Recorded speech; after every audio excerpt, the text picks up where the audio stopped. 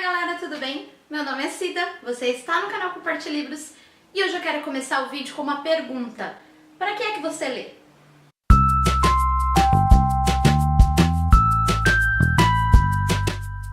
Quando eu pergunto para que você lê, provavelmente não existe só uma resposta. Você pode ler para aprender, você pode ler para conhecer, para descobrir, para evoluir. Você pode ler para se divertir, você pode ler para muita coisa. E na verdade eu espero que você aproveite todas as potencialidades que a leitura traz, porque ela traz tudo isso mesmo.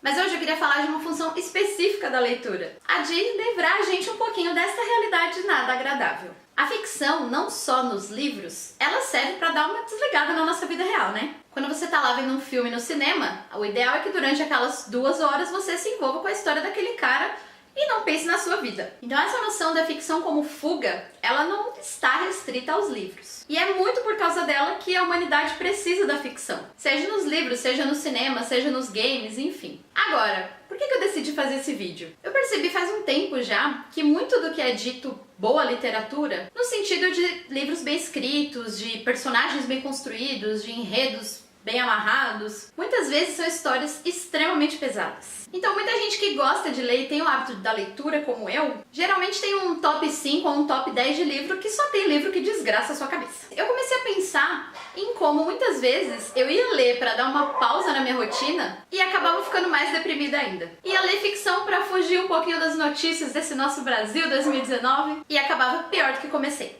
Larguei esses livros que desgraçam a minha cabeça? Não. Mas pretendo largá-los em breve? Também não. Não é disso que se trata esse vídeo, gente. É lógico que eu nunca vou falar pra vocês, sei lá, não lerem Machado de Assis porque desgraça a sua cabeça. Não é isso. Mas eu acho que talvez esteja na hora de a gente ampliar um pouquinho o nosso olhar como leitor e perceber que tem muito livro bom por aí que possa fazer a gente sair um pouquinho mais leve do que quando começou. Então nesse vídeo eu vou dar algumas dicas de livros que, pelo menos pra mim, foram um alívio na pressão da vida.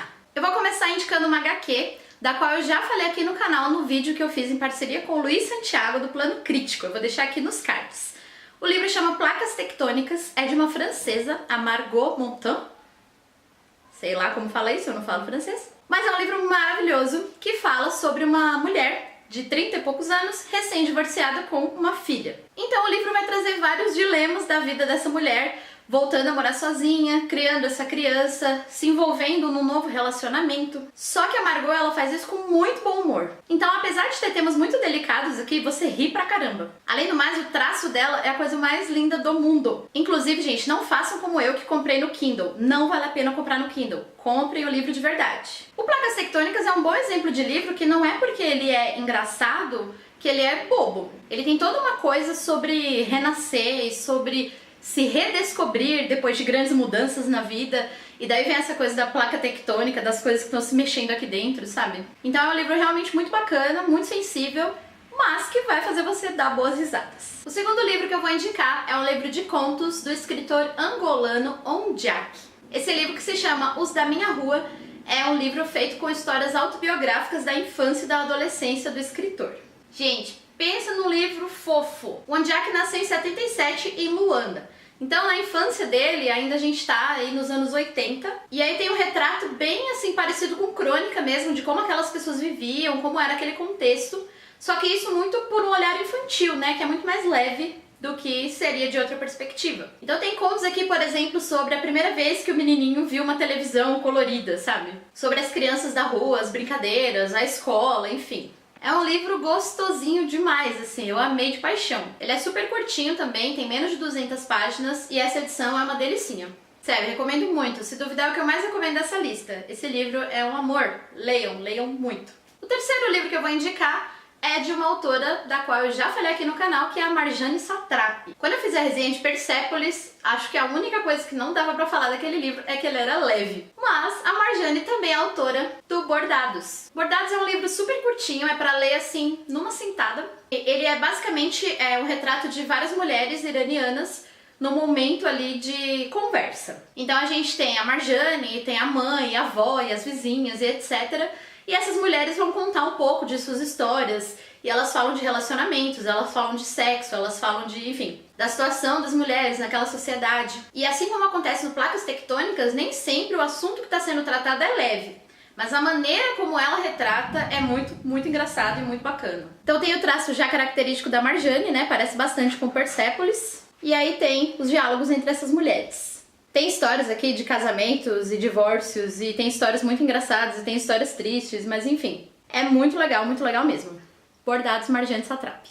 O quarto livro que eu vou indicar, eu acredito que não seja um livro muito conhecido. É A Louca da Casa, da escritora espanhola Rosa Monteiro. Eu recebi esse livro quando eu assinava o Clube da Tag, há muito tempo atrás, mas foi uma grata surpresa, assim. É um livro sensacional. Então, na verdade, A Louca da Casa é uma autobiografia ficcional da Rosa Monteiro. E o que tem de mais legal é que é um livro muito metalinguístico. Então, a Rosa, ela fala muito sobre o processo de escrita, sobre como é ser escritor, como é expor uma parte sua para o mundo, como é lidar com o feedback das pessoas, lidar com a questão da imaginação e da dificuldade para escrever, enfim. Ela também tem uma linguagem que eu gosto muito, que tem bastante ironia. E por meio do relato dela, a gente também tem um pano de fundo mais ou menos histórico da Espanha em que ela viveu a juventude, enfim. De qualquer forma, para quem gosta de livros, de literatura, de escrever, eu acho que é um livro muito bacana, porque ele traz muito essa noção de o que é escrever, o que isso significa, sabe? Muitas passagens desse livro me marcaram, mas uma que eu lembro muito claramente é que ela fala assim que o escritor, ele nunca vai saber se o que ele faz é bom. Porque, por exemplo, você tem escritores que eles foram xingados a vida inteira e aí depois de séculos eles foram reconhecidos como gênios. Mas eles morreram achando que eram terríveis. E você tem escritores que foram reconhecidos em sua época, mas pouco depois foram esquecidos ou foram considerados medíocres. Então, na verdade, que a percepção que o público e a crítica têm do escritor, ela é sempre mutável. Então, você vai até morrer, você não vai saber se você é um bom escritor ou não. Porque essa percepção é muito complicada, né? Muito complexa. Essa edição aqui é da editora HarperCollins. Eu tô falando porque, como veio na tag, né? Mas eu acredito que deva pra achar em outros lugares também. Acho que não é uma edição exclusiva, não. E por último, mas não menos importante, vou indicar um livro infantil. Tem uma frase famosa do Saramago que diz: se os adultos lessem mais livros para criança, talvez eles aprendessem o que há tanto tempo andam tentando ensinar. Eu gosto muito de literatura infantil, de literatura juvenil, então vira e mexe eu leio, seja clássicos, seja livros novos, mas eu gosto bastante e às vezes eu tenho umas descobertas assim muito interessantes. O que eu vou indicar pra vocês hoje é um classicão, mas na verdade, embora seja um livro muito famoso, eu conheço pouca gente que leu efetivamente, que é Mary Poppins. Vamos começar falando dessa edição maravilhosa da editora Zahar. É uma edição de capa dura, eu comprei na feira da USP. Ela tem esta capa, que é a coisa mais fofa do mundo. Olha isso, gente, pelo amor de Deus. Só pegar um livro bonito desse já melhora o astral, né? Fala sério. Daí ela tem umas ilustrações que lembram muitos livros que a gente lia quando era criança, né? A gente, no caso, tô falando agora as pessoas que já são mais velhas, né?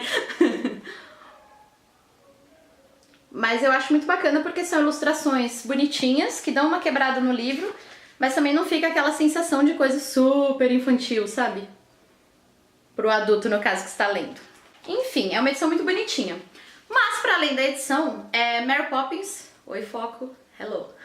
Mas para além da edição, Mary Poppins é um livro que eu gostei muito, porque ele é muito sutil na transição da fantasia para a realidade. Então assim, a Mary Poppins, ela é um personagem já muito dúbio, né? Porque ela é toda durona e toda brava com as crianças, mas ao mesmo tempo ela é num mundo completamente mágico. E aí assim, ela tá andando com as crianças e aí, sei lá, de repente você tá flutuando, sabe?